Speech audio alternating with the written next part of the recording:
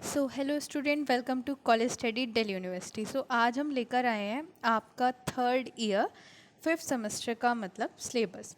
अब आपको पता है कि इसमें फिफ्थ सेमेस्टर में आपके पहले तो 3 तो डीएससी होने वाले हैं और एक आपका डीएसई होगा, जो कि आपको चॉइस मिलेगी, आप उसमें से एक कोई डीएससी चूज़ करेंगे। और इसके साथ साथ आपका जीई भी होगा इस सेमेस्टर। इससे और अगले सेमेस्टर आपका डीएससी और जी दोनों रहेगा। आपका एईसी और आपका वैक ख़त्म हो गया है और सिर्फ आपके पास स्किल एनहेंसमेंट कोर्स रहेगा इसके अलावा। पहला आपका जो सब्जेक्ट है इस सेमेस्टर में वो है इनकम टैक्स लॉ और प्रैक्टिस।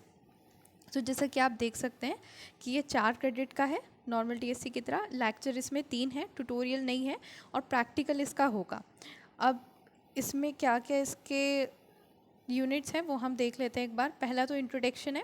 इसमें आपको बेसिकली यही बताएंगे कि इनकम क्या होता है, एग्रीकल्चर इनकम क्या होता है, पर्सन कौन होता है। क्योंकि जो नॉर्मल पर्सन है वो हम जो नॉर्मल पर्सन इंडिकेट करते हैं ना इनकम टैक्स में, वो नॉर्मल पर्सन नहीं होता, उसकी डेफिनेशन अलग होती है। SSC, assessment year, previous year, यही सब आपकी बेसिक टर्मिनोलॉजी है। इसमें आपको कोई कैलकुलेशन नहीं है फर्स्ट यूनिट में, बेसिकली सिर्फ थ्योरी है। तो आप कह सकते हैं कि इस साल भी आपको थ्योरी मिलेगी और आप थ्योरी से अच्छा स्कोर कर पाएंगे। दूसरा है competition of income from salary and house property. आपका जो सैलरी है और आपकी जो हाउस प्रॉपर्टी होगी उससे आप इनकम टैक्स कैसे कैलकुलेट करेंगे वो इसमें बताया जाएगा। थर्ड यूनिट है computing of income from business और professional and capital gain.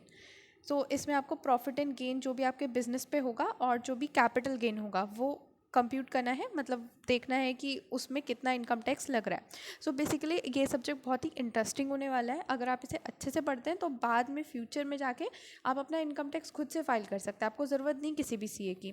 Then आपका फोर्थ यूनिट है income from other source, clubbing of income and set of. Set of का मतलब यहाँ पे ये है कि आपका पूरा टोटल इनकम करके उसमें से जो आप एग्जाम्शंस ले सकते हो वो आप माइनस करोगे। देन आपका फिफ्थ यूनिट है deduction and competition of total income and tax liability. इसी के साथ आपके ये सिलेबस रिव्यू होता है। देन अब आपकी प्रैक्टिकल एक्सरसाइजेज हैं, मतलब आपको ना इसमें प्रॉपर सीखना है कि किस तरीके से आप ITR 1 और ITR 2 फाइल करते हैं। तो क्योंकि आप लोग सोल से हैं और हो सकता है कि कुछ रेगुलर स्टूडेंट भी इसे देख रहे हो, जो रेगुलर हैं उनको क्लासेस में सिखाया जाएगा और जो भी student school of open learning से है वो लोग खुद से यूट्यूब वीडियो से इसे सीख सकते हैं। देन आपका नेक्स्ट सब्जेक्ट आ जाता है बिजनेस इकोनॉमिक्स। बिजनेस इकोनॉमिक्स में भी आपके 4 क्रेडिट का है, 3 लेक्चर हैं, एक ट्यूटोरियल, और बिजनेस इकोनॉमिक्स में आपका कोई प्रैक्टिकल नहीं है। इसमें सिलेबस है आपका इंट्रोडक्शन टू बिजनेस इकोनॉमिक्स, जिसमें आपको नेचर और scope of business economics, demand and supply, elasticity of demand, मतलब जो बेसिकली आपका जो 11th का माइक्रो इकोनॉमिक्स था वही सब दे रखा है। फिर नेक्स्ट यूनिट जो है वो कंज्यूमर इक्विलिब्रियम है, और ये भी आपका, अगर आपको याद हो तो 11th का माइक्रो इकोनॉमिक्स का ही पार्ट है, बट इसमें थोड़ा अब हाई स्टैंडर्ड आएगा, थोड़ी कैलकुलेशन ज़्यादा होगी, बस उतना ही फ़र्क है। देन प्रोडक्शन एंड कॉस्ट, ये पूरा आपका माइक्रो इकोनॉमिक्स का ही सिलेबस है 11th का। इसमें आपको टोटल प्रोडक्शन, एवरेज प्रोडक्शन, वो सब देखना है। देन मार्केट स्ट्रक्चर में आपका perfect competition, monopoly, monopolistic, oligopoly, ये सब आएगा और इसको आपको पढ़ना है। बेसिक थ्योरीज पढ़नी है इसकी और मॉडल्स पढ़ने हैं। देन आपका यूनिट 5 जो है वो कंटेम्प्रेरी इशू एंड एप्लीकेशन है। ये वाला जो है ये अलग से टॉपिक है, मतलब ये आपका माइक्रो में नहीं था, ये थोड़ा मतलब न्यू ऐड हुआ है इसमें। Rental control, minimum wages, individual supply, वो सब इसमें थोड़ा न्यू है ये अब। और इसके बाद आपको यहाँ पे रीडिंग सजेस्ट कर रखी है, और आप चैनल को सब्सक्राइब कर लेना। जो भी बेस्ट बुक्स होंगी हर एक सब्जेक्ट की वो हम चैनल पे डाल देंगे, आप उन्हें देख सकते हैं और बुक वहाँ फिर ले सकते हैं। देन आपका ये थर्ड डीएससी है मैनेजमेंट अकाउंटिंग। इसके भी 4 क्रेडिट का है, 3 लेक्चर है, ट्यूटोरियल नहीं है, प्रैक्टिकल है इसका। देन इसके सिलेबस पे आ जाते हैं। सिलेबस है इंट्रोडक्शन टू मैनेजमेंट अकाउंटिंग। इसमें भी ये पूरा यूनिट थ्योरी का है। इसमें आपको यही पढ़ना है कि मैनेजमेंट अकाउंटिंग क्या होता है, नेचर क्या है, स्कोप क्या है, उसका डिफरेंसेस क्या है, वही सब। दूसरी यूनिट आपकी budgetary control and standard costing system है।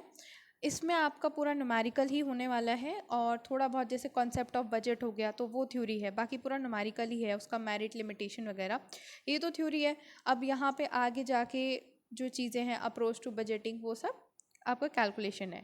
इसी के अंदर standard costing and variance analyse आ जाता है, वेरिएंस मटेरियल ओवरहेड वो सब। फिर थर्ड यूनिट है मार्जिनल कोस्टिंग। यहाँ पे मार्जिनल कोस्टिंग क्या होता है, मार्जिनल कोस्ट क्या होता है, ब्रेक इवन एनालाइज स्टेटमेंट क्या होते हैं, graph approach, profit volume ratio, angle of incidence, ये सब सारी चीज़ें आपको देखनी है। जब आप धीरे धीरे पढ़ेंगे सारी चीज़ें समझ आती चली जाएंगी। देन यूनिट 4 है डिसीजन मेकिंग। यहाँ पे क्या है कि डिसीजन मेकिंग प्रोसेस में क्या क्या स्टेप होते हैं, कौन सी कोस्ट रिलेवेंट है और कौन सी इरेलीवेंट होती है, फिर प्रॉफिटेबल प्रोडक्ट मिक्स क्या होता है, वही सब सारी चीज़ें इसमें दे रखी है। देन फिफ्थ यूनिट आपकी परफॉर्मेंस मेजरमेंट है। आप इसमें सबसे छोटी यूनिट ये देखने में भी लग रही है, बाद में आप सिलेबस अब अंदर से पढ़ेंगे तो और पता चलेगा कि कैसी है। रिस्पॉन्सिबिलिटी अकाउंटिंग, इसमें cost significance, different responsibility centre. तो अगर मैं पूरी ओवरऑल देखूँ तो फर्स्ट यूनिट और फिफ्थ यूनिट आपकी बेसिकली थ्योरी ही है। तो आपको जो मेजर फोकस, अब ये कह सकते हैं कि 3 यूनिट ही आपकी इसमें न्यूमेरिकल है जो ज़्यादा थोड़ा टिपिकल पड़ेगा, बाकी थ्योरी तो आप कर ही लेते हैं। देन इसमें एक नोट भी दे रखा है कि आपका जो प्रैक्टिकल होगा वो स्प्रेडशीट में होगा, मतलब जो भी ये मैनेजमेंट की कैलकुलेशन है वो आप स्प्रेडशीट में करेंगे, ऐसा इसमें दे रखा है। बट ये रेगुलर वाले स्टूडेंट्स के लिए है, ये सोल वाले स्टूडेंट्स के नहीं है। सोल वाले स्टूडेंट्स का इंटरनल असेसमेंट अलग होता है, सो आप उसका ध्यान रखिएगा। सो इसी के साथ सिलेबस हमने आपको बता दिया है। अब आपको अगर कोई भी डाउट है तो आप कमेंट सेक्शन में पूछ सकते हैं। चैनल को सब्सक्राइब करो और बने रहो। और अगर कोई और वीडियो चाहिए, किसी और टॉपिक पे कुछ भी जानना है तो मैं कमेंट करके बताओ कमेंट बॉक्स में। Thanks for watching.